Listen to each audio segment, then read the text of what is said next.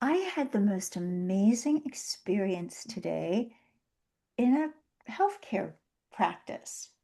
A couple of weeks ago, the recycling container had been moved by about a foot. I wasn't aware of that when I bent over to recycle some paper, and I had an unfortunate collision with the sharp end of a buffet table.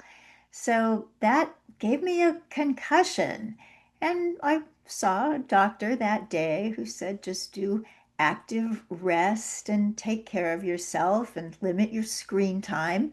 And I've been doing that, but I was still having headaches. So I found a concussion practice here in New York City and cautiously decided I would go there for a second opinion.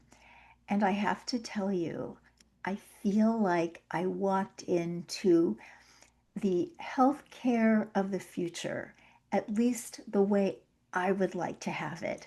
This person spent 2 hours with me. They did all kinds of amazing diagnostics, which showed that things are not terrible with me, but they're not quite right either. And so the way to remedy what's not quite right are wonderful practices that people who listen to this podcast are familiar with. I'm supposed to spend 30 seconds every hour breathing in 4 and breathing out 8. I'm supposed to do a couple of 20-minute gentle cardiac sessions every day and whatever kind of parasympathetic activities I can get myself to do. And those are things like yoga asana, yoga nidra or non-sleep deep rest, meditation, and to take certain supplements, a couple of which I already take, and the others I can easily add on. He also said to me, "Oh, this should be easy for you because you're coming in a detoxified state." Ah, I kind of felt like I died and went to heaven. Good thing I didn't have to die. So, just the fact that that kind of healthcare exists anywhere right now, today, makes me feel like there really is some hope going forward. Thank you, everybody, for being here. I am Victoria Moran, and this is the Main Street Vegan Podcast. Welcome, welcome. It's wonderful that you're spending your time with us. I know there's lots of stuff you could be doing with your time, and the fact that you are here with us means a lot.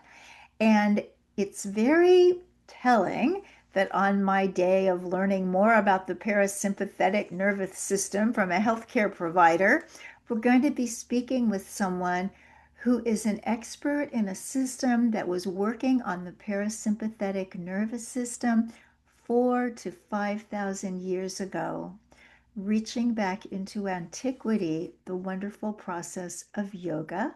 And my guest today is Anna Ferguson of World Peace Yoga. She is a wonderful vegan yoga practitioner, author of a beautiful book, World Peace Yoga, Yoga for People Who Breathe. She is the director of the Compassion for All Yoga Teacher Training Company, and she is the founder of Our Collective Heart, which is a nonprofit that organizes the Cincinnati Veg Fest. Welcome, Anna. Oh, thank you so much for having me on. It is such a gift, and I'm so glad that you are healthy and safe and that you didn't get too knocked out of place there from that fall. It's Thank you. You know what's really funny? I have felt more peaceful since this happened. And I don't know if it's just because, okay, something happened. Now you need to take all your 55 years of yoga, etc., and really focus on it. Or if I just got bumped in the head just right and it made me more chill. But whatever it is, grateful to be feeling at peace in the midst of all kinds of things. And that's really what yoga is about, right? absolutely, absolutely. Yeah. And sometimes I feel like when sometimes we have to either have a physical fall or another kind of fall. And to slow down. And it's and it's usually a real gift when we can see it that way. So, Yeah. yeah. Ah. Mm. Well, I mean, I've been a fan of yours for years. I think it was probably, what, 12 or 14 years ago when I came to Ohio to be part of one of the wonderful in-person activities that you were heading at that time, and you've just kept doing other amazing things. So tell us a little bit about your yoga journey, your vegan journey, and how those dovetail. Yeah. So, my vegan journey and yoga journey kind of collided, almost happened simultaneously. I had a friend in college that was experimenting with vegetarianism, and it was interesting to me. I was curious. I had lots of questions and was a little bit skeptical because it was something I'd never knew a vegetarian before or someone that practiced that. So and since I did not grow up that way, of course I was questioning a lot. But I thought I just saw a lot of natural changes in how she felt, how she acted. She felt seemed more calm, more peaceful. And I thought, oh, I think I'd like to experiment with this. And so I decided to eliminate flesh from my diet uh, and was just kind of experimenting with that idea of a vegetarian diet, not really, not vegan and not for animals, but more just for the health aspects, the what I considered the self-centered reasons, but self-centered in a good way because we do have to take care of ourselves. And it was the other centered reasons that I learned through yoga that really got me solid in the practice of veganism. And it wasn't too long after experimenting with vegetarianism that I was taken to my first yoga class. And what's interesting is that in the classes that I took in the beginning of my yoga journey, no one was talking about vegetarianism or veganism or anything like that. But I found that after practicing the asana, the poses, and the relaxation, I felt more calm. I felt more at ease. And I naturally didn't want to do certain things. Like I, I didn't want to uh, watch TV. I didn't want to hang out with people that were maybe not great influences. I didn't want to drink alcohol. I didn't want to smoke weed. And I did not want to have dairy. I did not want to have meat. Like I felt like I wanted a lighter um, food. I wanted to take in lighter food and I wanted to take in really all the things I was consuming. I I felt like I was taken in lightly. And so things just kind of naturally fell away. And it was probably 6 months into my yoga journey that I took a yoga workshop with Doug Swenson. And he was the first yoga teacher that made me aware of this practice called Ahimsa, nonviolence, that I think many vegans are familiar with, and connected it to diet, the environment, and the harm to animals. He also addressed health aspects as well, which I was aware of and learned more, of course. But that was when it really made me think about not just my own health, self centered reasons, but the other centered reasons. And that's where these things that had already started to fall away that weren't really part of my diet became like a conscious decision, like this is a lifestyle and I am not going to consume animals for food, clothing, entertainment, all the forms of consumption. This is not a practice I want to engage in. So Wow. So how long has it been for you? it has been, let's see, uh probably close to 25 years now. Wow. So it's, yeah. It's wonderful. You know, you start a day at a time, and before you know it, a lot of time has passed and a lot of benefits have accrued. There was an article the other day in the Washington Post where the writer was saying that vegans are really just getting the message out in the wrong way because both when we talk about animal welfare and human health, we're skipping something bigger, which is culture. You know, we have to somehow make it normal.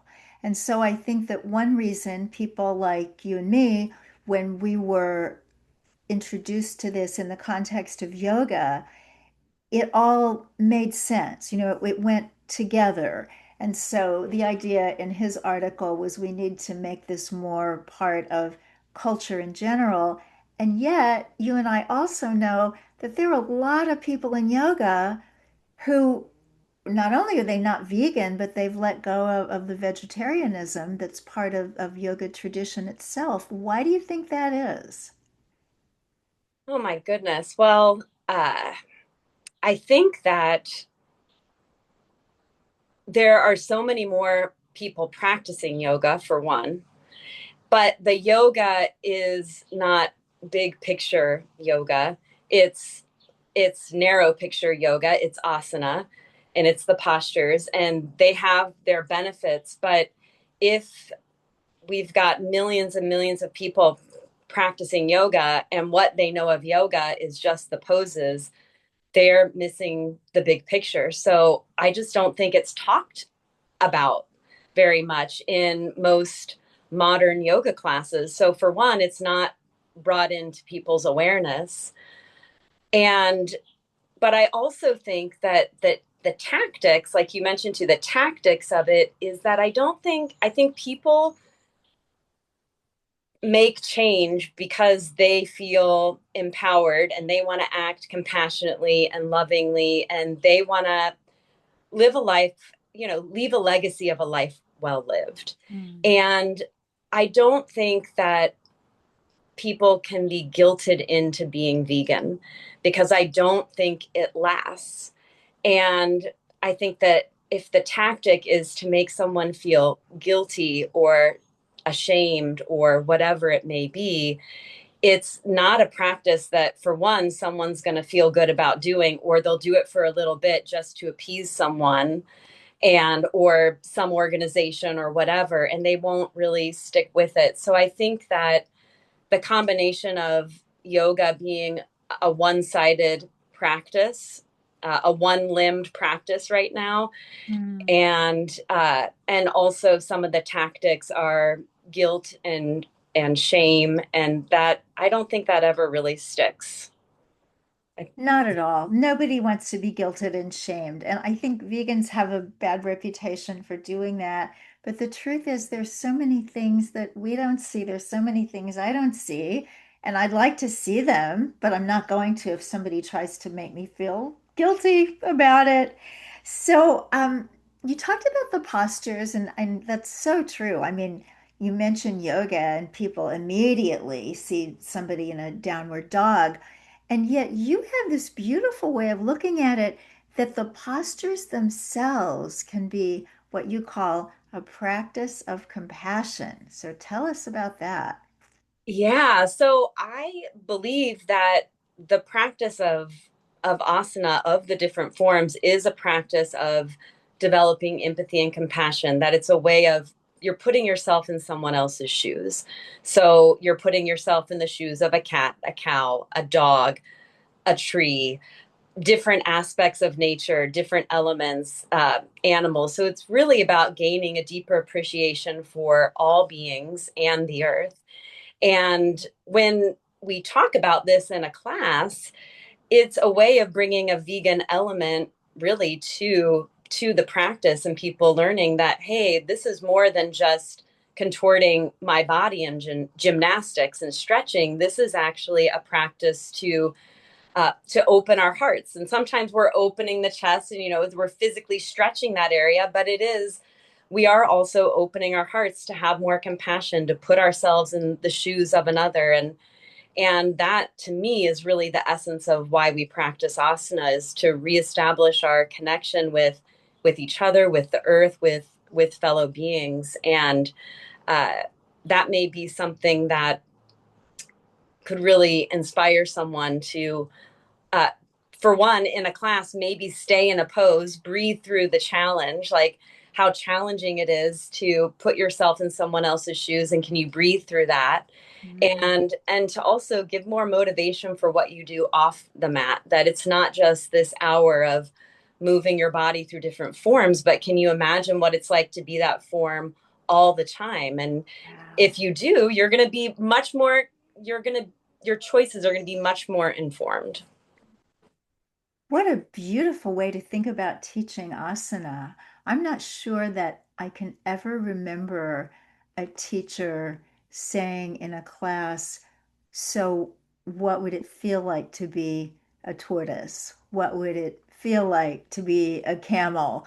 That's really a beautiful way to incorporate Ahimsa and and yoga asana. That's so cool. I hope yoga teachers who are listening will be really paying attention to that. And it's so funny how we're talking about being another being and having compassion. And this is my first recording in my new studio that is soundproofed. So that was all done yesterday, and now I supposedly have this great sound, but my little dog James is on the bed snoring. And so humility is always built into everything. But there we go. If you're hearing somebody snoring, it's James and he's cute. So, Anna, you have a yoga studio in Cincinnati. Great city. I love Cincinnati. I love that you had the prototype of the Brooklyn Bridge before Brooklyn got it. And I love how you fly into an airport that's kind of Ohio and Kentucky. That's cool.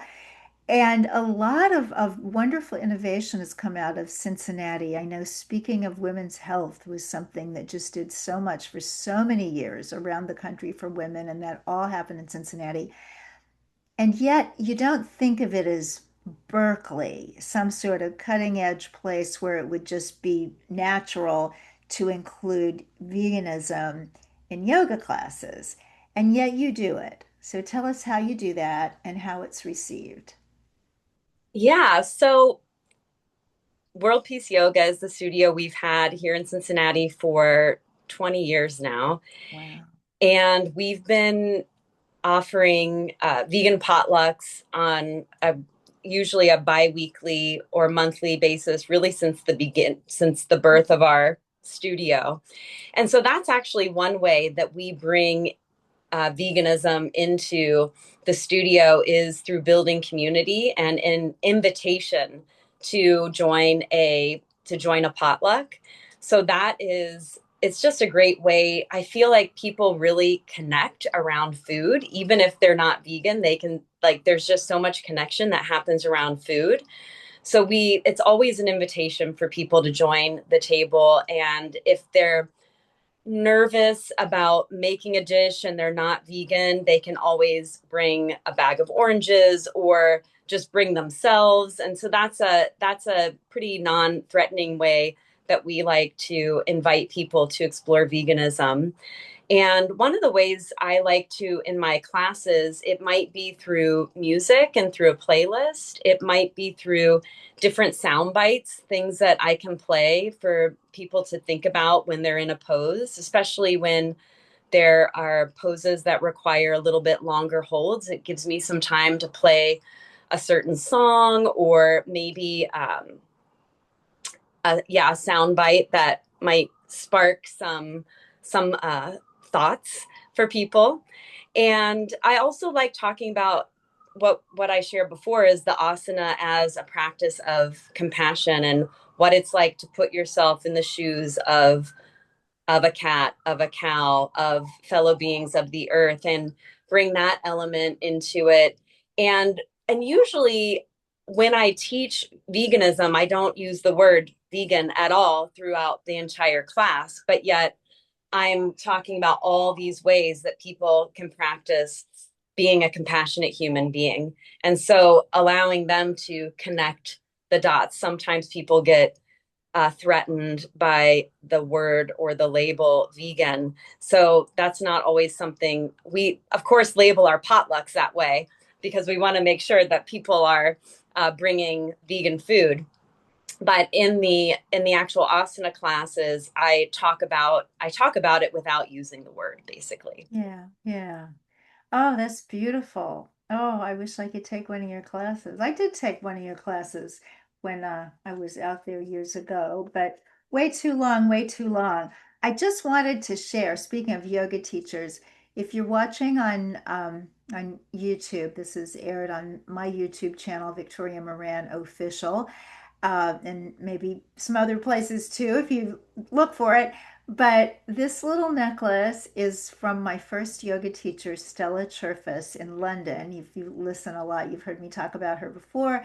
And I just want to do a shout out. Hey, Stella, because a couple of days from now, Stella is going to celebrate her 101st birthday. She's going to go to the National Gallery with her daughter and have lunch there and look out at Trafalgar Square. And then they're going to meet some women and go do some other cool stuff. Stella, thank you for giving me yoga and thank you for still teaching. She teaches one class a week at 101. Amazing. It's quite a system. I know we don't all have the genetic code to be centenarians, but if you do, it's probably even more important to do yoga and eat your veggies because you're going to have a body that really needs to be sustained for a long time. So, we've talked a little bit about the later stages of life. Now, let's talk about kids. So, your son Noah is 11 right now? Yes, he is. Aha. So, how has your relationship with yoga impacted how you parent? Oh my gosh. Well, I am so, I think there's benefits to having children young, and I think there's benefits to having children you're a little bit older. And I had Noah when I would consider a little bit older. And I'm so grateful to have the grounding in my yoga practice and the patience. I feel like when I was younger, I had more energy. But now I have more patience. I'm more thoughtful. I'm quick to acknowledge when I say or do something that isn't compassionate, and I will say, you know what? I'd like to take that back and start over or redo that or whatever. We both often have resets where we just have a we're going to start over here. And I think that the yoga practice has really allowed me to be more gentle with him and myself with parenting. And also it's just a great example. It's up to him if he wants to practice yoga or not. And but he has an example of someone that is doing that from a physical practice of stretching and taking care of myself and deep breathing and meditation, but also just being able to acknowledge uh, when I said something that wasn't kind. And I have the experience growing up where it was, and of course I love my parents and they're so wonderful, but no one wants to admit when they're wrong. And I think that parents often take a hard stance on whatever it is that they say or do. And even if they feel some regret or remorse about it, they don't ever really communicate that with the child and do anything to rectify it. And so I'm really quick to acknowledge those things. And honestly, uh, we have very few issues, and life is. I feel so blessed. Life is pretty easy breezy for us. I know it's not like that for all parents, but I'm so grateful for the yoga practice for keeping me calm and at ease. But I know I've got years ahead of me. I know I've got the teenage years ahead of me, and I'm sure I'll be faced with challenges. Yeah, it's a couple of interesting things you brought up for me because you said that you were a little older when you had your son. I was a little older too. I remember being at the obstetrician's office and seeing that they had stamped on my chart elderly prima gravida, meaning old lady having baby, which was pretty insulting until I learned that anybody over 30 got that stamp. But I was talking to somebody around that time who said that there's something floating around out there called the old egg theory.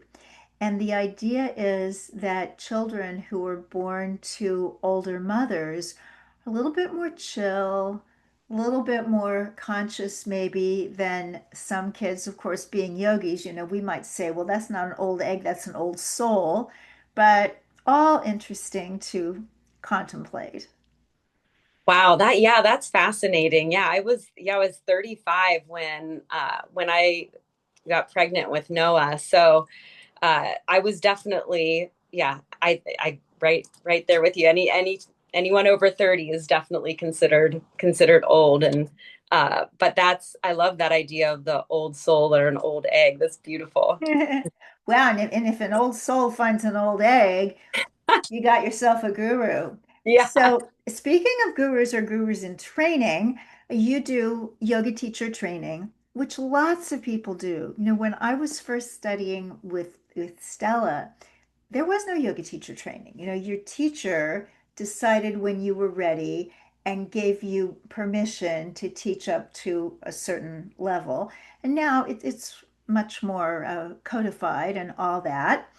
And yet, your compassion for all yoga teacher training it's unique. It's very special, somewhat different than what people would get somewhere else. So tell us all about that.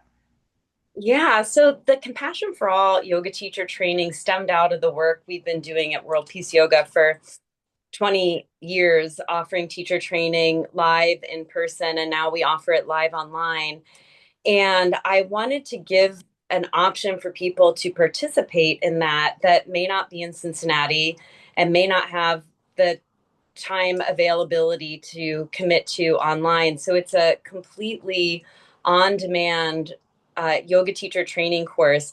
And it's really geared for people that are vegan that would like to deepen their yoga practice with teachers that share their values. And that was something that was really for me. Once I became a dedicated vegan, I was like, where are the vegan yoga teachers? Where are the vegan yogis? And I really, not that, I mean, life is a teacher, and I really believe you can learn from everyone. But I wanted to put the money I was spending to people that I knew were practicing and in line with my vegan values. And I wanted to support those teachers. And there, of course, is Jivamukti Yoga, which they're in New York, and David Life and Sharon Gannon, and they're definitely more and more vegan yoga teachers out there, and Dharma Mitra, and so many great ones in New York, right? And but yeah, the Compassion for All stemmed out of wanting to serve that community that wants to deepen their practice and learn about the compassion aspects of yoga, as well as just a holistic training. So being able to teach accessible yoga in an accessible way, poses, learn meditation, philosophy, the whole spectrum of yoga. Yeah, it's so interesting as you were pointing out a couple of other yoga systems and teachers who are vegan. I am envisioning the day when it's all turned around, when we could do a podcast and the guest might say, well, there's Joe Smith in LA and there's Susie Brown in Chicago. They're omnivores and they teach yoga. And it would just be the shocking revelation. So, one of these days. So, your trainings are accredited through the American Yoga Council. And I think most people who are teaching yoga are aware of Yoga Alliance. I know that's where my certification lives. What's the American Yoga Council and why do we like it? Yeah, well, I really like the American Yoga Council because they are a credentialing system, and they also really honor the roots of yoga and the lineages that you come from, basically. And in terms of the practices that and different trainings that are offered, let's say, for example, that you're just really into meditation and you want to take a meditation training, then with American Yoga Council, there's not this one size fits all 200, 500 hour program that has to meet all the same requirements. Basically, they hold each school accountable for what their core competencies are and what they're offering. Mm. So if you just wanted to offer a course on, vegan Ayurveda, for example, they would hold you accountable for what the core competencies are in that course. And I love that because it just gives a lot of freedom for people to offer trainings and and share what they're offering and not have to stick to like fit in all these certain things that they may or may not even want to teach. Um, my training is, of course, kind of gets into all of it, and to some degree, not all of it because yoga is so big, but the breath work, the philosophy, the meditation, the anatomy, the food, all of that is kind of intertwined into the training. But I do like American Yoga Council too, because they offer a lot of support. And I think as a yoga teacher, sometimes if you're new to teaching yoga or you're just opening up a yoga studio, you can kind of feel isolated and like you're on an island. And they definitely have a team of people there that are there to support you. So I've really loved working with them. And I think they're a great option, in addition to Yoga Lions. So a lot of people are doing yoga, as you said, but a lot of people are teaching yoga to the point that I've actually heard jokes about it on sitcoms, in certain cities, like if, somebody's looking for a girlfriend, they can put on the dating profile, must not teach yoga. So do we need this many yoga teachers? Tell me how it looks from your point of view. I'm kind of like in the vegan world, peripherally in the yoga world. I mean, I've written a book about it. I've been doing it forever, but I've never really gotten in that community. And you seem to have a foot very comfortably in each. So how does this whole yoga world with all the teachers look to you? Well, I think that one is when someone does a yoga teacher training, at least my experience with people participating in our yoga teacher training course is that they may want to teach, they may not want to teach, they're not really sure. But what they for sure want to do is dive deeper. And they want, for me, participating in a yoga teacher training is like is the main purpose is to make your yoga practice like brushing your teeth. It's something that you do every day, no matter what. And you've got all these different tools to pull thought from. Like maybe you're too tired for asana, but you sit and meditate. Or maybe you're really mindful about what you're eating, that there's all these different things. But no matter what, you're going to fit it in, just like twice a day, you fit in brushing your teeth. You're going to fit something in. And so I think that's the main reason why people participate in our yoga teacher training program. It's not like, oh, I want to do this as a profession. They might want to do that. They might think, oh, that would be a wonderful thing if this can turn into a profession for me. But it's not the number one priority for most people taking our teacher training. Uh, from the perspective of, let's say we've got all these people taking training that do want to be teachers, I think about the number of people, like, yeah, there's more people than ever practicing yoga for sure. But there's so many people that are not practicing. And there's so much that we can do to make the practice accessible and reach those people that aren't practicing. And so I think that having more teachers is great and it's going to bring more awareness to yoga and I imagine more people practicing. Cool. Yeah. So I always like to know about how people really live their practical lives. So you're a mom, you're a business owner, you're vegan, you're an author, you're out there doing all kinds of stuff. So just kind of walk us through I know there's no typical day, but the proverbial day. Well, I will say that that has changed over time. And right now, my typical day is one thing that's pretty much non negotiable for me is my meditation practice. And I practice meditation. Sometimes I get out of bed to practice meditation, or sometimes I practice it in bed.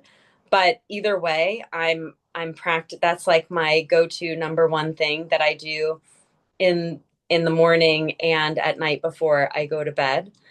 Um, I love to have the sunlight, um, look into the sunlight first thing in the morning when after I get up and after I meditate, I usually like to go outside, even if it's just for a couple minutes, put my feet on the ground and find the sun. And if it's a cloudy day, I know the sun's there and just kind of connect to the earth just for a few moments. If it's not too cold and I can walk in the grass a little bit, even better. Uh, and drinking water, of course, with a little bit of salt in it is always a great practice and something I do every morning. Always drinking water and love my chai tea ritual as well. My son and I make this amazing chai tea blend, and it's a decaf blend, and it's made with rooibos tea. So that's definitely a morning ritual for me is to have that chai tea. And I like to get 20 minutes in of movement of some kind in the morning. It could be walking, it could be postures, yoga postures, it could be anything that just gets my body moving. Um, but I do think pairing like having a morning ritual and an evening ritual is very easy for me. Um, but pairing it with things that you're already doing and that doesn't take very long is, I think, really great to stick with it. It's like you're going to wake up in the morning and brush your teeth. What can you do with that? And like, so those are the kinds of things that I like to do. So that's your morning. Tell us your evening. Yeah, so evening is usually like without a doubt legs up the wall. That is the one thing I always do before bed. It is calming. It winds my brain down, and it's what prepares me for sleep. And but also I'll share that just we do a lot of my son and I do a lot of food preparation, so for the most part we're making our own meals all the time, and so that is just part of my daily ritual too. I might have a day of usually Sunday where I food prep and I have some things for the week, but that's always kind of integrated into my routine as well as taking time to eat and prepare my food. But yeah, evening is definitely legs up the wall and usually a guided yoga nidra when I like to take me into sleep. So I know a lot of times yoga nidra, it can be practiced anytime during the day. And the idea is to stay awake, to be aware you're not really falling asleep. But I like to use it and as a segue into sleep to like do the practice and then go right into sleep. Yeah, yoga nidra has really gotten a lot of attention lately because some scientists got hold of it and started calling it NSDR, non-sleep deep rest. And it evidently brings about a brainwave pattern that's different from either meditation or sleep. And that is a great adjunct to certainly getting enough sleep and doing meditation. And I know people listen, it's like, if I had this much time to do stuff, I would be calm and placid anyway. And yet I have found that adding that yoga nidra is so special. And there's another thing that I've kind of discovered about that even before I knew about how important it was in terms of what Western science is now thinking about it.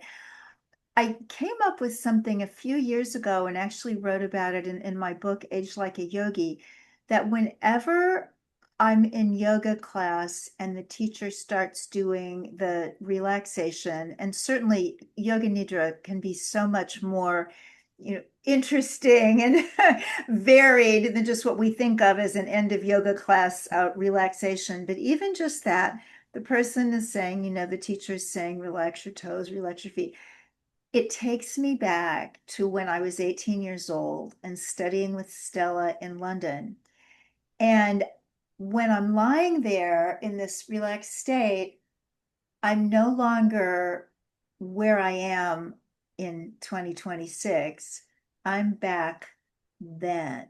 I'm back to 18. And I have a theory that that is a time when aging really slows down. So maybe somebody will do some research on that, but feels right to me. So one of the other things you do, one of the many things you do, you're such a Renaissance woman, is you have another training program that has to do with social justice. What's that?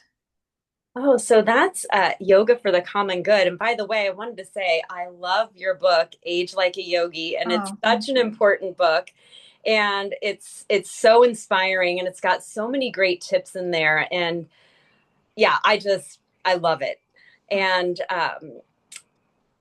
yeah, so yeah, Yoga for the Common Good uh, is a collaboration project with Peter Block, and it's based on the six conversations of connection, and it's really yoga off the mat. So it's philosophy based training, and the whole idea is connection before content. And if we can get together, like we can get connected, then we can have a conversation. And this, I think, is really important, especially for vegan activists, is that if you want to, I don't even like to use the word convince, but if you want to have a conversation with anyone about veganism, you first have to be connected to that person. It can't be holding up a sign and guilting someone into it with shameful words. It has to be through a conversation where you are connected to that person. And so the whole idea of this course is, one, going deeper into yoga philosophy, and two, going deeper into questions that you can ask to get people to have a conversation, to get connected. And then once you're connected, from there you can have a conversation about, whatever the conversation you want to have, how to make the world a better place. Even within the vegan movement, there's all this infighting. So it's like, how can we get connected first? Then we can have a conversation about how we're going to create a vegan world, right? So it's all about getting connection, and connection before content. And a lot of times people come in with the content and they want to share, and I'm the expert and I'm the this, and this is what we're going to do, and then they're disconnected from the people that are there. So the idea of this work is to get everyone connected and then create something together. It's beautiful. Even, it's so funny. Even the term social justice has become a loaded term. That something which, when I first heard of it, and for the first many decades of knowing that phrase, it just meant that you care about people who aren't you. And, that's kind of been weaponized a little bit out there in the world too. It was so interesting today when I was talking with the doctor about what to do for my concussion. And one of the things he said was, don't watch the news and don't worry that something awful is going to happen out there in the world. Just let it happen. For now, just let it happen. And I know that doesn't mean apathy, but if you don't have a concussion, choose your battles and figure out which ones you want to fight. But, knowing that we can't change everything, but we can certainly send a ripple of good out there. And one way to do that is by connecting with fabulous people, one of whom is my lovely guest today, Anna Ferguson. So I'll put everything about her in the show notes that you will find on mainstreetvegan.com. So she is at worldpeaceyoga.com. Her book is World Peace Yoga. You can find her on Instagram, World Peace Yoga. I just love it when people get the branding thing down. So you're largely the same all across platforms, and make that beautiful connection. Also, I want to do a shout out to one of our wonderful sponsors, the good people of Compliment. That website is lovecompliment.com. These are wonderful supplementary foods made by vegans for vegans. And one of their new products that I have been loving of late is sulfura. And that is a supplementary way to get sulforaphane, which is found largely in broccoli. Well, just depends on how much broccoli you eat. And Dr. Greger, of course, tells us the sulforaphane, you either need to leave the broccoli chopped out on the counter for 30 minutes, or you need to cook it or serve it with mustard powder or mustard. And if sometimes that just seems too complicated, how wonderful that we can take sulfura and get this incredible, very special antioxidant. Most of the plant chemicals, the phytochemicals that are so good for us come in. Anything that's green has got one kind, anything that's purple's got another kind, anything that's red has got something else. So you don't really need to get very specific, but sulforaphane is pretty specific. And so this is just one easy way to get it. So check out the website lovecompliment.com. And if you do choose to make a purchase, just put Main Street in all capital letters in the discount box, and you will get yourself 10% off not only on your initial order, but forever and ever and ever. And that's because I got myself grandmothered in. See, all the things to look forward to as you grow older.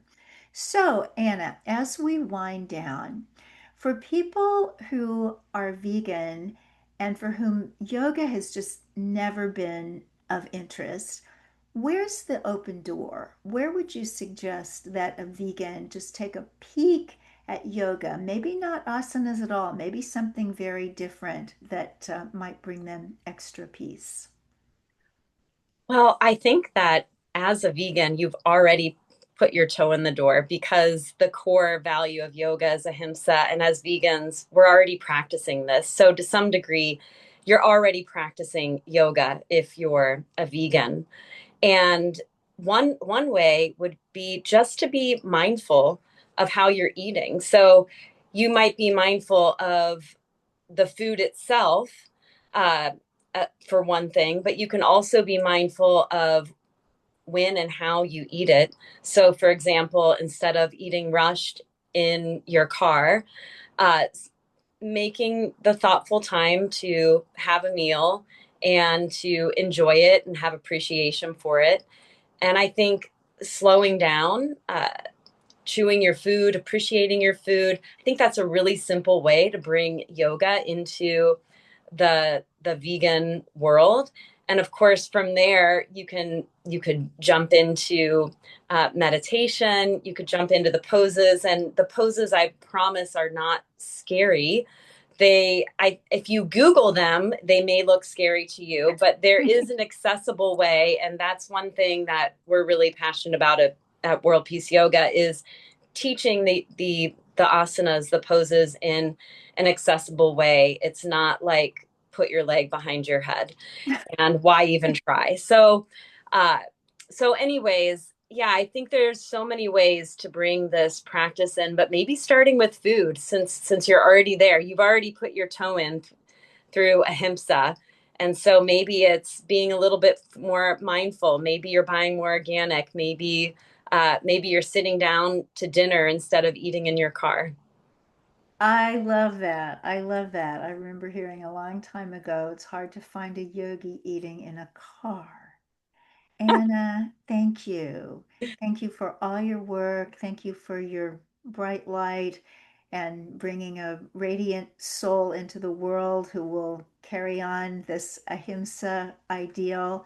Sometimes I think it takes somebody reminding us of how cool we are to remember that. So, Anna, you're cool. Listeners, so are Well, you. thank you. It is a joy, and I love Main Street Vegan. I love all the work that you do, and it's such a gift to be here with you. Thank you. I appreciate that a lot. So, everybody, thank you for being with us today. Thank you for everything that you are doing out there in the world. You know, we've got the Main Street Vegan Podcast Listeners group on Facebook. If you want to be a little bit more connected that way, it's a great way to ask questions, and sometimes we do giveaways and whatnot.